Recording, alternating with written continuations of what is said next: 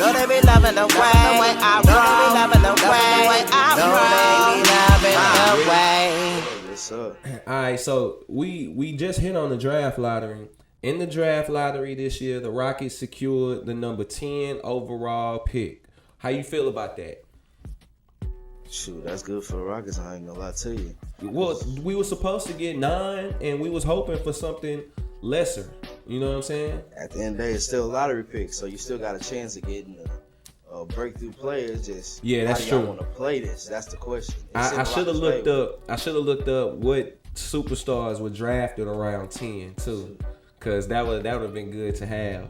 First, I know there's a large possibility that the Rockets could be looking to trade this pick and bring in their next biggest superstar. But if we were to take a player out of college with this 10th overall pick, I'll let you go first. Who you think they should take?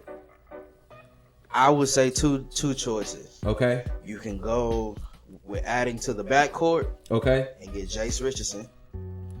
Jason Richardson's son. Oh. Yeah, you got it. So you got a versatile. He can play the 1 and 2. Mhm. Maybe sometime 3. You want to play a small ball. How tall is he? About, I think he want to say 6'5", 6'4", 6'5". A little So he shorter mixed it than with his Jay twin. Rich. He versatile. His dad played in the league, so you know his game probably groomed. His dad won a slam dunk contest, like one of the nastiest ones too. Yes. Yeah. But I would do that, or if you want to add to your front court and give Segun, because you bring back Steven Adams, that's the next question. So you take Derek Queen out of Maryland. Okay. But his conditioning is something that they was, you got to get him right back in shape. But Yeah. he play inside out. He big body. So how does the Rockets want to play that?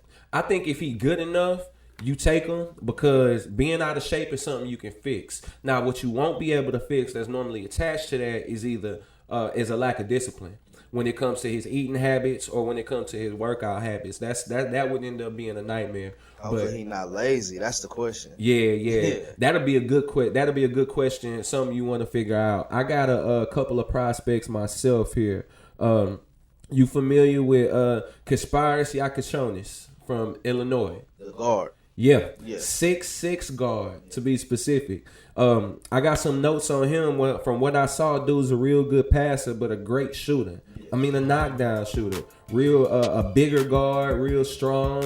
At 6'6" though, because he's also a high IQ player, I saw several times him getting the assist in some of these plays. So as a high IQ player at 6'6", that screams combo guard to me. Definitely does. And to fit in with the Rockets, bro, you gotta be able to shoot. Yeah. I'm not gonna lie to you. Yeah, that's what they need. Yeah, you gotta be able to shoot the ball, bro. That's what they don't need. Another player coming and I think in. he's good, but I also think Reed Shepherd was like the best shooter in his draft, and I think once you get him ready to play on that level, you should be good too. But I gave him a player comparison to Austin Reeves, Austin Rivers, and Michael Carter Williams. Even though I hope the ceiling's high. I mean, that was a great comparison. I don't know how it is if you put it on the floor. Yeah. Most people, it's different from college and in the league. Yeah, for sure. Some skills translate, some don't. How about Con Kneppel from Duke, the sharpshooter? I'm not gonna lie, he surprised me. He did. He surprised me a lot. He looked bro. like a square. I didn't even, bro. He looked like a square. He looked like a nerd. He looked like the guy you would pick last in pickup, except he's 6'7". That what he looked like? The first time I seen Duke play, he was in the lineup. I was like, bro, who is this man? Because he wasn't even highly touted like that. Yeah, but bro, he plays both sides of the court. Yeah, he a big body. He not little. And he can shoot. You know what I'm saying? So I would call him a sharpshooter. Yeah. Now the dude is a 6'7" forward, and because of his ability to shoot, but also he's willing to drive. He got a quick first step, but he's not fast. His skill set is impeccable. Which means that if he's close enough to the basket, that first step is enough to get him to the basket before you can catch him. So with those measurements, really good shooter.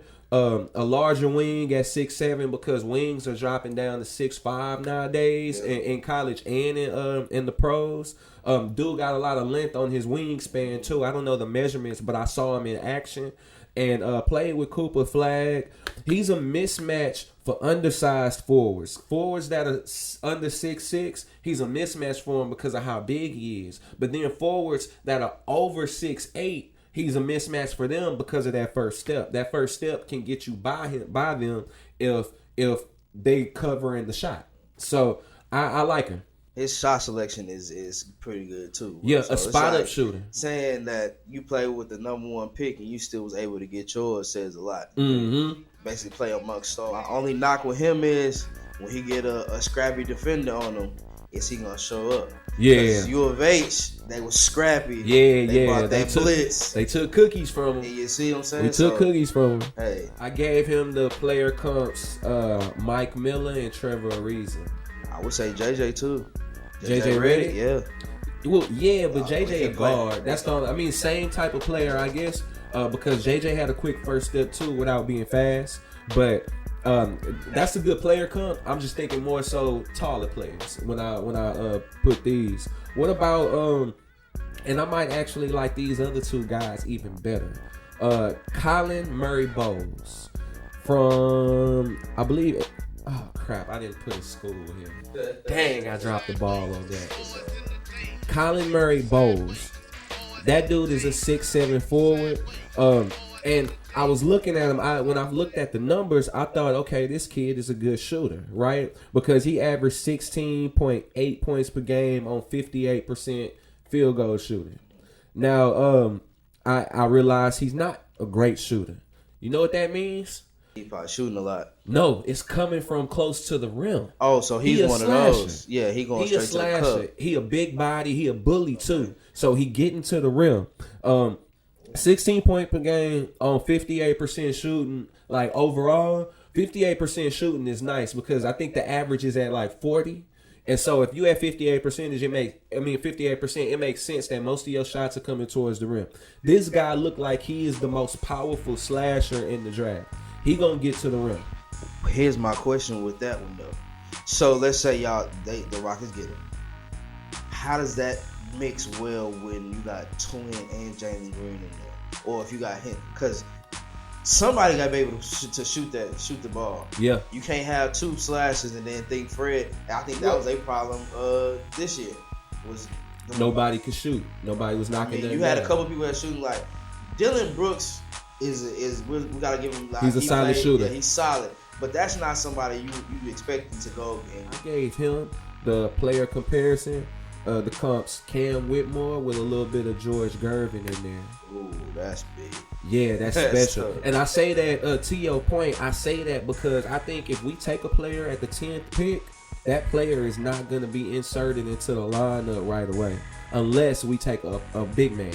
So unless the Rockets draft a center, an athletic center here, then any one of these players we talking about likely will not make the rotation right away. Cam Whitmore have been sitting out of the rotation for 2 years. And that's a travesty. I got one more prospect here, and this is actually my favorite one. There's a kid named Carter Bryant at Arizona. You familiar with Carter Bryant?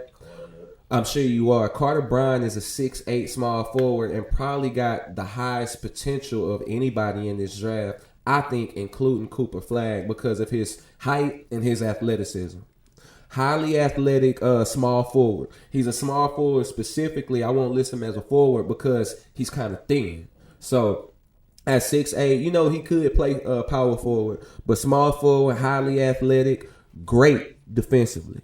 Real good defensively on inside and outside in his position. So I'm not saying he gonna shut down the center in the low post, but a guy his size, a guy playing his position, he's getting nothing in the low post. He's getting nothing on the perimeter. This dude's a monster, a 3-and-D type, an average 3-point shooter or above average 3-point shooter, a 3-and-D type archetype.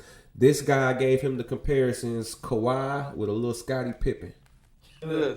Man, if he live up to even half of those, the Rockets really won on this draft. Yeah, I think he's the guy. He is Amin Thompson again. Get you another one of those. Get 3 of those. Because Amin Thompson is a monster. This guy got Amin Thompson written all over him when I look at him. Now, people have to make their own decision when it comes to it, but I think Carter Bryant's our guy. Carter Bryant or I like Yakachonis, Kneppel. Carter Bryant or Kneppel. I like them. You can't go wrong with either one. Carter Bryant do sound like a great pick, though. I'm not gonna lie to you. Yeah, I would be excited if we got him. Yeah, definitely. Especially if you say you need a shooter and somebody gonna play defense, come off the switch. You're not lacking. You don't have to worry about it. Mm-hmm. I'm off switching. And if you want to go a big lineup, he may be able to play some two. Right. This is all according to how the Rockets want to play that. Yeah. The question is, do the GMs believe it? Well, let's pivot on it. Don't let me love it the way